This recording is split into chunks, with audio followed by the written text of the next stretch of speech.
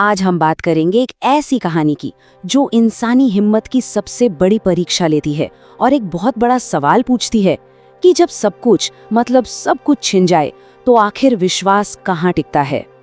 जी हाँ, ये कहानी है विश्वास की और फिर उसी विश्वास के टुकड़े टुकड़े होकर बिखर जाने की।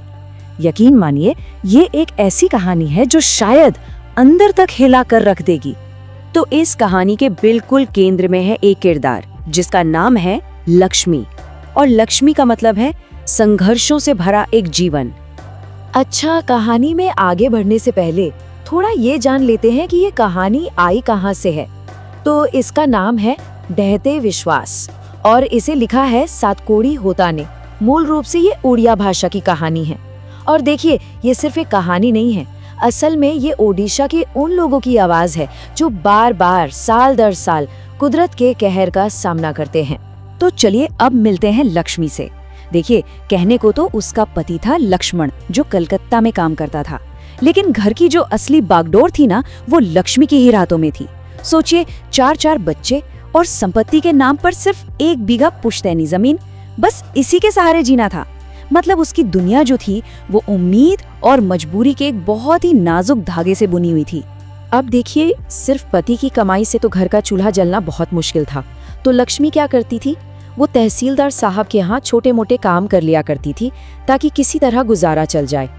ये एक तरफ तो उसकी गरीबी की निशानी थी, लेकिन दूसरी तरफ ये उसकी हिम्मत की भी कहानी थी कि वो हार नहीं मान रही थी, उसे अपनी मेहनत पर विश्वास था।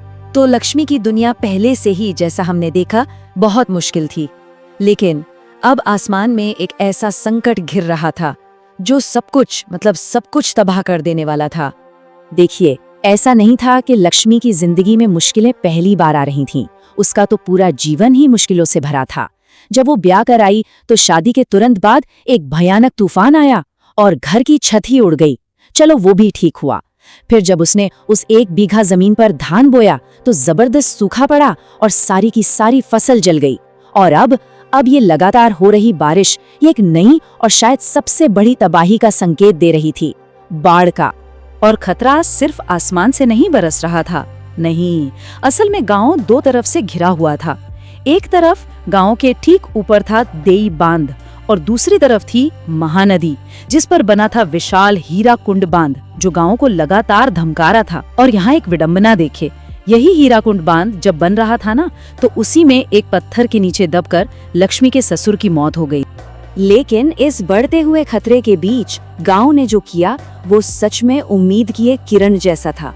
अब कहानी का जो रुख है वो एक व्यक्ति से हटकर पूरे समुदाय की एकजुटता पर आ जाता है।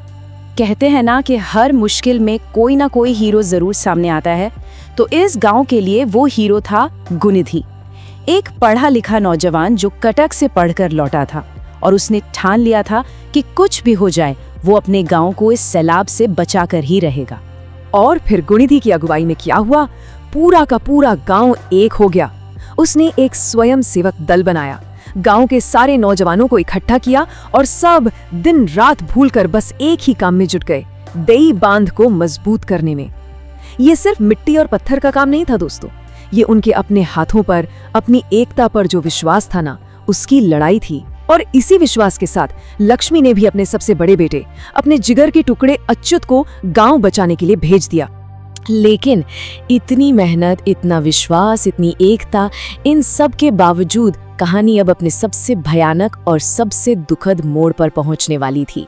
सरपंच ने पहले ही कह रखा था, देखो, जैसे ही पानी खतरे के निशान से ऊपर जाए मुझे खबर करना। और अब पानी ऊपर जा चुका था। गुनिधी ने वो खबर भेज दी, सिर्फ एक छोटा सा संदेश, लेकिन असल में ये गांव की हार का ऐलान था।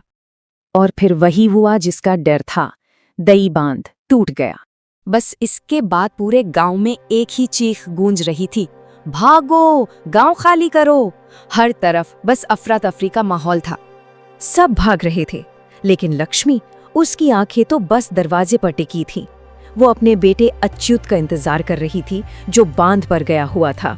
एक माँ का दिल था और इसी माँ के दिल ने, इसी इंतजार ने उसे देर करवा दी, उसे मौत के बिल्कुल मुहाने पर आकर खड़ा कर दिया।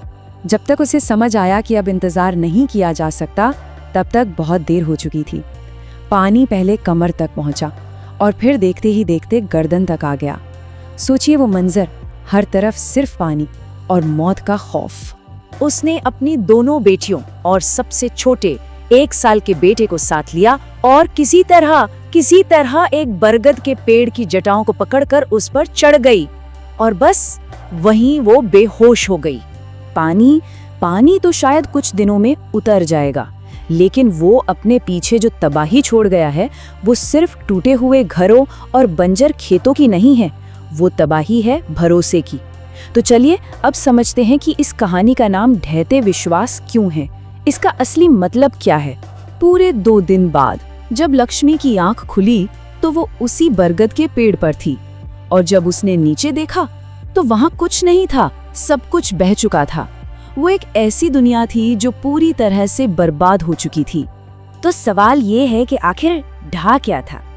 क्या सिर्फ वो देई बांध ढहा था? नहीं, गांव वालों का विश्वास ढह गया था। उन्हें भरोसा था कि उनकी देवी चंडेश्वरी उनकी रक्षा करेगी, लेकिन देवी का मंदिर तो खुद पानी में डूबा हुआ था। उन्हें अपनी मेहनत पर, अपनी एकता पर भरोसा था, लेकिन उस सैलाब ने उनकी सारी मेहनत को एक तिनके की तरह बहा दिया। बस यही था विश्वास का ढहना। और लक्ष्मी का क्या हुआ? उसका तो सब कुछ लुट चुका था। उसका बड़ा बेटा अच्युत जो गांव बचाने गया था वो कभी वापस नहीं लौटा। उसकी दोनों बेटियां सैलाब में बह गई और वो छोटा सा बच्चा जिसे उसने सीने से लगाकर रखा था वो भी कहीं खो गया। सोचिए, एक माँ के लिए इससे बड़ा नुकसान और क्या हो सकता है।